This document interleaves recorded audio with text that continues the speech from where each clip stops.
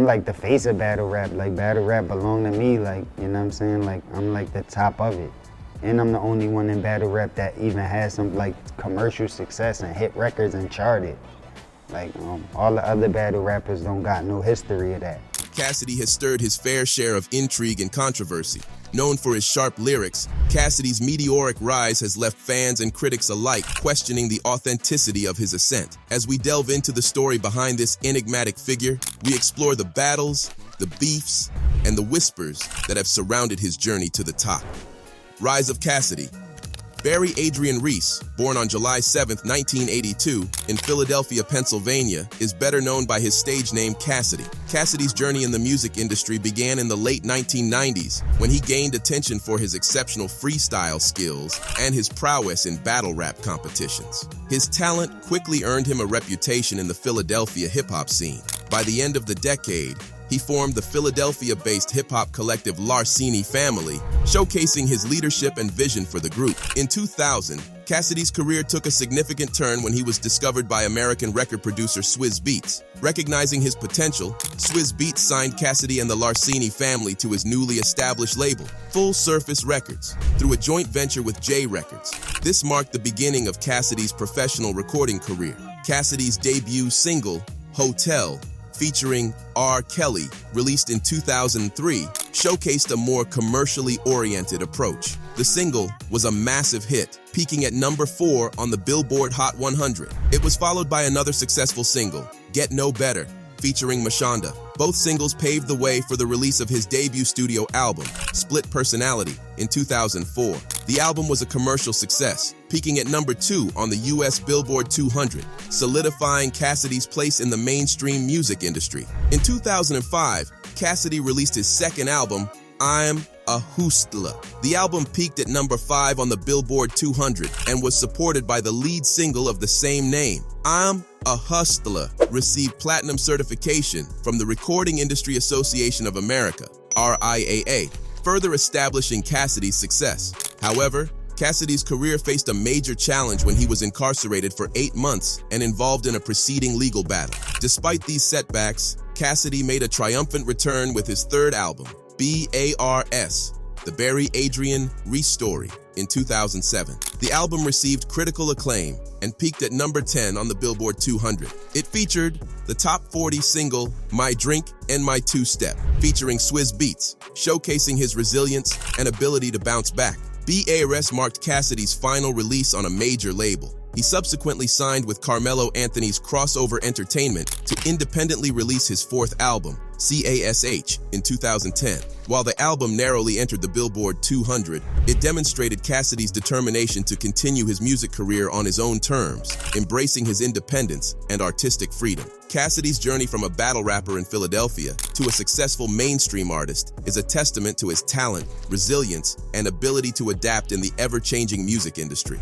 His contributions to hip-hop, both as a solo artist and as a member of Larcini Family, have left a lasting impact on the genre. Musical career. Cassidy has carved out a significant and influential career in the hip-hop industry. His journey began in 1999 when he joined the rap group Larcini. The group's potential was recognized by Terrence Dean, the father of renowned record producer Swizz Beatz, leading to their discovery in Philadelphia. This discovery was pivotal, as it led to Larcini signing with the Rough Riders subsidiary label, TD Entertainment. The group's breakout moment arrived with their appearance on the song Ride or Die Boys from the July 2000 album Ride or Die Volume 2. Cassidy's early talent was further demonstrated when he co-wrote the single Got It All for fellow Philadelphia rapper Eve, which also appeared on the album. In 2002, Cassidy's career took a significant leap forward when he signed a recording contract with Swizz Beatz' Full Surface imprint under the aegis of Rough Riders Entertainment and J Records. This deal marked the beginning of Cassidy's solo career. On November 29, 2003, Cassidy released his commercial debut single, Hotel, featuring R. Kelly. The song achieved significant success, reaching the top 10 of the US Billboard Hot 100 chart. The success of Hotel was a major milestone for Cassidy, propelling him into the mainstream music scene. Following the success of Hotel, Cassidy released his second single, Get No Better, featuring Mashonda. These singles set the stage for the release of his debut album, Split Personality, on March 16, 2004. The album was well received and was certified gold by the Recording Industry Association of America, RIAA, within a month of its release. Split Personality showcased Cassidy's versatility as an artist, blending commercial appeal with his roots in battle rap. Building on the momentum of his debut album, Cassidy released the single I'm a Hustler on April 15, 2005. This single was followed by B-Boy Stance, which featured vocals and production from his mentor, Swizz Beatz. On June 28, 2005, Cassidy released his second studio album, I'm a Hustler. The album debuted at number 5 on the US Billboard 200 chart, with 93,000 copies sold in the first week, solidifying Cassidy's presence in the hip-hop industry. I'm a Hustler was a critical and commercial success, further establishing Cassidy as a prominent figure in the rap scene. In 2006, Cassidy faced significant personal challenges that tested his resilience. He was sentenced to prison and was involved in a severe auto wreck. Despite these setbacks, Cassidy's determination did not waver.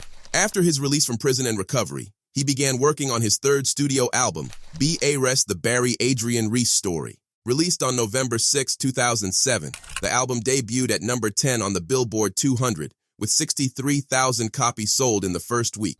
The album was led by the single My Drink and My Two-Step, featuring Swizz Beatz.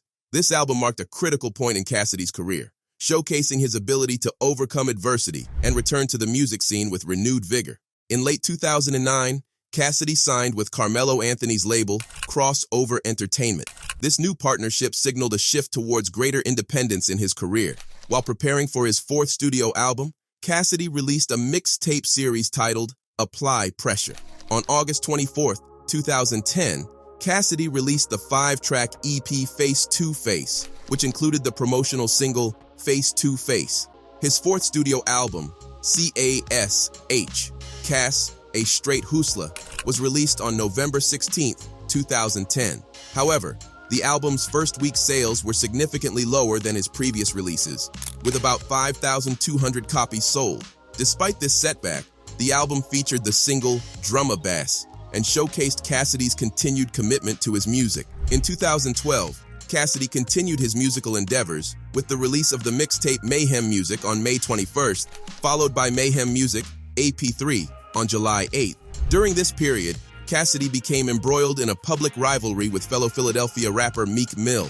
The feud began when Meek Mill made comments about a potential rap battle with Cassidy. The rivalry played out through social media and a series of diss tracks.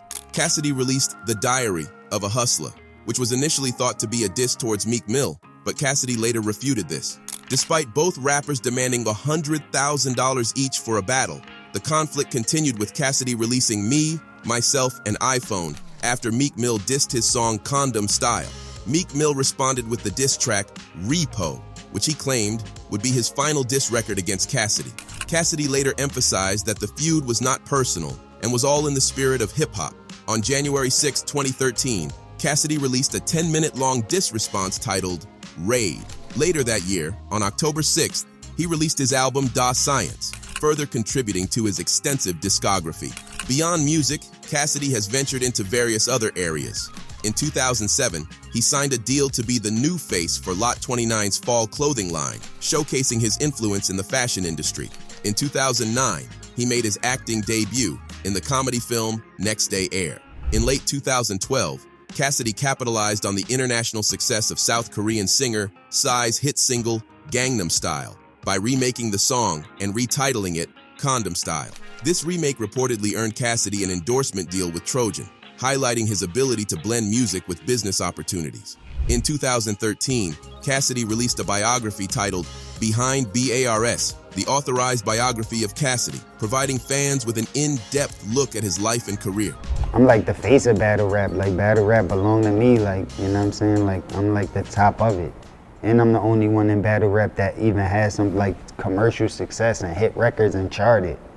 Like, all the other battle rappers don't got no history of that.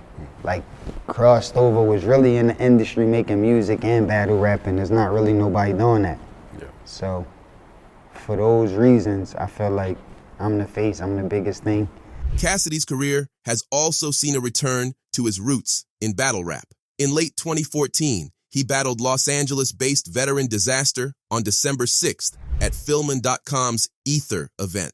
This return to battle rap marked another chapter in Cassidy's diverse and resilient career. Throughout his journey, Cassidy has demonstrated an unwavering commitment to his craft, continually evolving and adapting in the face of challenges. His contributions to hip-hop, both as a solo artist and as a member of Larcini, have left an indelible mark on the genre. Cassidy's story is one of perseverance, talent, and an unyielding passion for music. Murder case. On April 15, 2005, an incident occurred in the West Oak Lane neighborhood in Northwest Philadelphia that would significantly impact Cassidy's life and career. During an argument, 3 men, including Cassidy and fellow rapper A.R. Ab, were armed with pistols and an AK-47 assault rifle. They opened fire on 3 unarmed men. The shooting resulted in the death of Desmond Hawkins, who was fatally shot in the back. The other 2 victims were wounded but survived after receiving treatment at local hospitals. In response to the shooting, a warrant was issued for Cassidy's arrest on June 9, 2005. The charges against him were severe, including murder, attempted murder, reckless endangerment, aggravated assault, conspiracy, and weapons possession. Cassidy, recognizing the gravity of the situation, surrendered to the Philadelphia police on the afternoon of June 17, 2005. His surrender led to his arraignment on June 18th, where he was denied bail and sent to Philadelphia's Curran-Fromhold Correctional Facility, a high-security prison where he would await trial. As Cassidy awaited his trial, his case took a significant turn. The primary witness, who had initially provided a confession implicating Cassidy, withdrew their statement. This unexpected development resulted in the judge ruling that Cassidy would stand trial for third-degree murder instead of first-degree murder. On August 16, 2005, Municipal Judge Marcia Neefield determined that the prosecutors had sufficient evidence to charge Cassidy with third-degree murder, attempted murder, and weapons offenses. This decision seemed to reduce the severity of the charges against him. However, this ruling was not the final word on the matter. The decision to reduce the charge to third-degree murder was later overturned, reinstating the original first-degree murder charge. This reinstatement of the first-degree charge meant that Cassidy faced the possibility of life in prison without parole, and potentially even the death penalty if convicted. The trial proceeded with these grave stakes. On January 25, 2006, Cassidy was convicted of involuntary manslaughter, 2 counts of aggravated assault, and possession of an instrument of crime for his involvement in the shooting. The conviction for involuntary manslaughter was a significant development, as it suggested that Cassidy did not intend to kill Hawkins, but was still held responsible for the death. The sentence handed down to Cassidy was 11 to 23 months in prison plus probation. Due to the time he had already served, 7 months at the time of sentencing, Cassidy was credited for this period, which would reduce his remaining time in prison. The complexity of Cassidy's case was further highlighted by the appeal process. Assistant District Attorney Deborah Watson-Stokes had appealed Judge Neifield's decision to minimize the first-degree murder count to third-degree murder. Watson-Stokes based her appeal on ballistics evidence, which suggested that bullets had been fired from both sides during the April shooting. This evidence complicated the narrative of the incident, indicating a more chaotic and mutual exchange of gunfire than initially portrayed. Despite the appeal, Cassidy's bail had been set at $2.5 million by Neifield. If Judge Lerner had upheld this decision during the preliminary hearing, Cassidy could have posted bail and been released after 13 weeks of incarceration. However, the legal proceedings continued without this outcome. Throughout the trial, the possibility of Cassidy facing life imprisonment or a death sentence loomed large. The jury would ultimately determine the degree of murder, first degree, third degree, or manslaughter. The charge is murder generally, she explained. The jury determines what degree of murder it is. Watson-Stokes emphasized that the charge was murder in general, and it was up to the jury to decide the specific degree based on the evidence presented. It's not a victory, it's what's appropriate under the law, she said. We don't win anything. So no, this isn't a victory. It's what should happen under the law, given these facts. There will be a trial at some point, before a judge or a jury, and the issue will be murder and what degree. As the trial progressed, Cassidy's defense team, led by his attorney Fortunato Perry Jr., worked diligently to contest the charges and present their case. Despite the high stakes and the severe charges against him, Cassidy maintained his composure throughout the proceedings. On March 2, 2006, after serving 8 months in prison, Cassidy was released from Pennsylvania's Curran-Fromhold Correctional Facility. His release marked the end of a tumultuous period in his life, characterized by legal battles, incarceration, and intense media scrutiny. The experience profoundly impacted Cassidy, both personally and professionally. Cassidy later reflected on his arrest and time in prison in the 2011 film Rhyme and Punishment, which documents various hip-hop artists who have spent time in county jail or state federal prison. In the film, Cassidy candidly discusses the challenges he faced during his incarceration and the lessons he learned from the experience. His time in prison served as a turning point, prompting him to reevaluate his life choices and the direction of his career. Despite the severe nature of his charges and the potential consequences, Cassidy's case underscored the complexities of the criminal justice system and the impact of witness testimony and ballistics evidence. The withdrawal of the primary witness's confession and the ballistics evidence suggesting mutual gunfire introduced significant nuances to the case, ultimately influencing the outcome of the trial. Cassidy's car wreck case. On the night of October 5, 2006, Cassidy's life took another dramatic turn when he was seriously injured in a vehicle wreck. The accident occurred when a commercial truck collided with the SUV in which Cassidy was a passenger. The impact was devastating, and Cassidy was rushed to the Jersey City Medical Center. There, he was diagnosed with a fractured skull and several broken bones on the left side of his face. These injuries left him with visible scars that serve as a constant reminder of that harrowing night. Cassidy's description of the accident and its aftermath is reminiscent of a high-stakes action movie. He had recently moved to Philadelphia's quiet Providence Street, right next door to his mother, in an attempt to escape the violence that often plagued the busier parts of his hometown. With a newborn son, Cassidy sought a peaceful and serene environment, far from the chaos of the music industry and the streets. However, peace was short-lived. The events of April 15th, 2005 still loomed large in Cassidy's life. On that day, a gunfight erupted outside his house, involving his former close friend, 22-year-old Desmond Hawkins, and an entourage of men in a minivan. Cassidy and his friends arrived in a Yukon Denali, and gunfire ensued. Cassidy later recounted the chaotic scene, describing how the minivan blocked the alleyway behind his house, forcing a confrontation. Since the minivan was parked, there was no way to get past it, Cassidy said, standing in the alley and replaying the scenario. You had to back up or turn around to get out. The dudes went through it. Boom, hit my house. I don't really want to get into details, but at the end of the day, there were like 90 shells lying all over. My truck had holes in it, a bunch of driveways, windows. People's homes got shot up. Then there was also a bag found right here by the truck, a plastic bag found with a bunch of shells in it. The cases were the same shells that were fired. Eventually, they got a warrant for the house I was living in, and they found an SK clip and a lot of bullets. The bullets they found were the same as the bullets in the house and in the bag. Cassidy admitted that the bullets found in his house belonged to him, which formed the basis of the case against him. That's the reason why they had a case against me, Cassidy explained, referring to his 8-month incarceration at Philadelphia's Curran-Fromhold Correctional Facility for Hawkins' death. That's why I did the time for involuntary manslaughter. That's the reason why they said I was tied in. My team went through it with somebody, so they were my bullets. I'm not gonna deny that, but everything else, I don't want to get into detail about. But that's why they even had a case, or I would have beat the case altogether. Despite the tragic outcome, Cassidy expressed no regrets. I don't have no regrets or remorse, he added. I believe that everything happened for a reason. I don't believe that I initiated anything. I always tried to bring a solution to the table. The guy that died used to be my friend. I took him to Jamaica and places that people around here have never been, and maybe never even gonna go. I used to take him around for free. It cost money, but he was just cool with me. It's not like I used him for anything. He didn't rap, he didn't produce. I just did it off the love, so I definitely had love for him. And I'm definitely sad that it had to happen like that and wish it went a different way. At the end of the day, that's how it happened. And I just want to send respect out to his family. Regardless, if either one of us could have made different decisions, they had nothing to do with it. I know they probably hurt from losing somebody in their family, so that's the only people I'd like to give respect out to.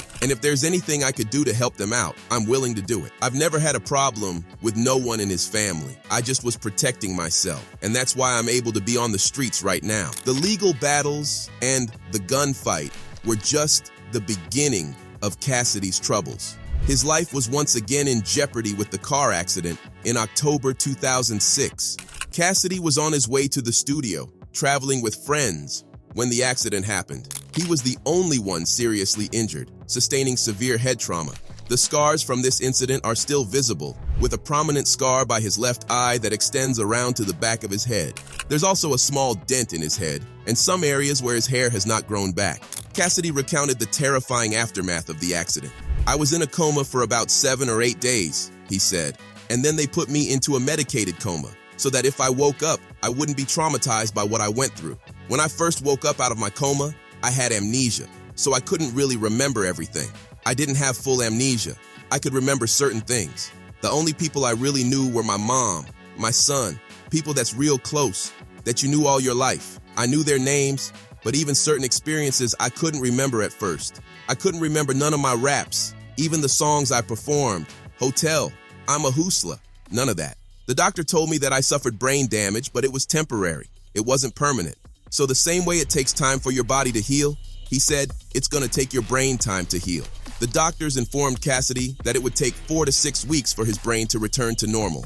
Remarkably, within a month, Cassidy's memory began to return, including his ability to recall his rhymes. He described the first song he wrote after the accident, which he later released on a mixtape, as a pivotal moment in his recovery. "It was a crazy rap," he said. "Actually, I think I put it out on a mixtape or something, but everyone was impressed. They were like, wow, how did you come back from all of that and just write a rap and have it sound incredible? You might have just stepped it up even more." It was hard for people to believe. Even family, people like Swizz, Beats, were questioning if I was going to be able to go in the studio again. He was asking the doctors questions like that, because at first, it wasn't looking good. It wasn't looking like I was going to be able to rap again. Cassidy dispelled all doubts about his ability to make a comeback with another wave of acclaimed underground freestyles and the club hit My Drink in My Two-Step, the lead single from his upcoming album, BARS, The Barry Adrian Reese Story. Cassidy explained his decision to release a party track first. "I didn't want to come back from my trials and tribulations and go too in-depth because there wasn't time," he said. "You know, my project wasn't going to come yet. My album wasn't going to be done. I wasn't going to be on TV. I had to get my buzz back in the hood because you can't just rely on one song. I'm attacking the hood, dropping freestyles, 3, 4, 5 freestyles every week. Not only do I have a successful radio song and a successful club song, but I've got a street song smash. I wanted them to know that I went to jail. I wanted them to know that I got in the accident, but I still wanted them to have fun. It was summertime. People want to go to the clubs. They want to party." Cassidy's second single, Innocent Man, features an unexpected collaboration with Mark Morrison, known for his 1990s hit, Return of the Mac. Cassidy recounted how the collaboration came together. "Swizz Beats put something together," he said, sitting in the 609 studios, while Beanie, Siegel, and Freeway were listening to each other's music in another room. "We were fighting hard for it for a minute. It actually was a record that he already had out overseas similar to that with similar type of words, and we just flipped it around and did it our way. And, you know, dealing with Swizz, he has a lot of connects, so he put it together. Innocent Man," he added, "is talking about the situation I went through when I was locked up for the murder in 2 attempts. It talks about what I was going through and how I was feeling before it happened, after it happened, and how I feel now. I think it says a lot, and it tells you a lot about me. It's definitely going to be my second single because it brings my story to light. And this is what the album is based on, the Barry Reese story. I wanted to tell my story, my real-life story, not just about being an entertainer, but the story about being Barry Reese." In addition to collaborating with Mark Morrison, Cassidy also teamed up with John Legend for a track called Celebrate. Cassidy expressed his admiration for Legend's music. "It's just a big record, man," Cassidy said. "I've always wanted to work with John Legend. He's a good artist. He has plenty of fans, and I've always loved how he puts emotion and feeling into his music. So we put together something crazy, big music, and it's something different, something that you're not used to hearing me do, and something you wouldn't expect from me. But we didn't do this together. He sent me the record with the hook already done, and then I did my verse and sent it back to him. But we did 2 records together. We did another record that Swizz produced called Searching, but I just felt as though this record was the best for now." The remix of My Drink and My Two-Step, featuring Kanye West, Nayo, and Swizz Beats, also garnered significant attention. Kanye raps on the remix. "I got a flow that sits right next to Big. and all these old rappers don't know where the exit is. Neo humorously addresses rumors about his sexuality. All these shots that I can't see straight, all these women around Cat still saying he can't be straight. Give me your girl and some platinum Patron. When she comes home, you can ask her, is me straight? Reflecting on his third album, Cassidy confidently stated, you know, a lot of dudes say their album's hot, but then when you hear it, it's like, eh. So they come up with a gimmick to try to get you to buy it. It's my third album. It's the best project I've ever put together. It's called B.A.R.E.S. Cause I was locked behind bars, I was known for spitting bars, and Barry Adrian Reese is my biological name. So I just felt like it was the perfect title. So Cassidy's journey in the hip-hop industry is a true example to his resilience, talent, and ability to overcome adversity. From his early days as a battle rapper in Philadelphia to achieving mainstream success with hits like Hotel and I'm a Hustler, Cassidy's career has been marked by both triumphs and trials. His legal battles and a near-fatal car accident tested his strength, yet he emerged with renewed vigor, using his experiences to fuel his music. That's a wrap on the video. If you enjoyed it, check out one of these boxes too. I'll catch you on the next one.